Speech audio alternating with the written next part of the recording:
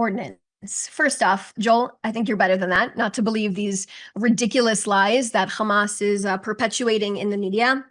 Let's just talk about the facts that I have right here that I have just told you in this briefing.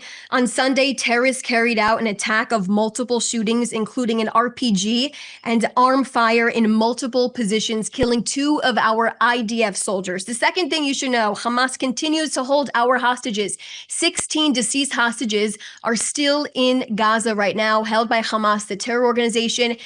As they agreed to in the first phase of this deal is to release all of our hostages, all 48. There are 16 hostages left in captivity. The third, dozens of incidents of terrorists have crossed the yellow line that have happened so far, the yellow line where our IDF soldiers are redeployed to. And 4, they continue to execute its own civilians. Let's not forget what's happened in the last week here, executions of civilians on the streets in Gaza. And your second question, Joel, Jared Kushner says that Israel must invest in a better life for Palestinians.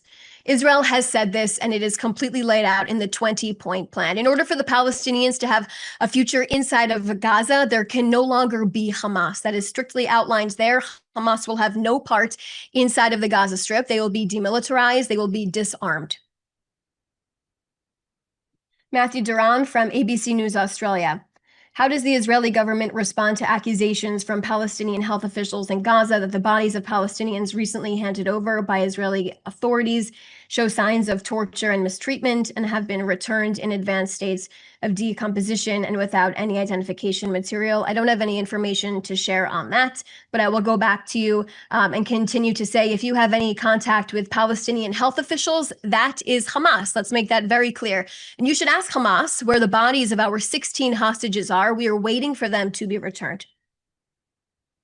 Lior Soroka from the Washington Post. Have Witkoff and Kushner arrived in Israel? Will they meet with the prime minister? And what is on the agenda for that?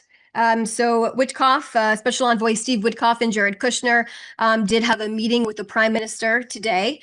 And that's the information I can provide you on that. And they discussed developments and updates in the region as well. So those are the 3 questions that I currently have.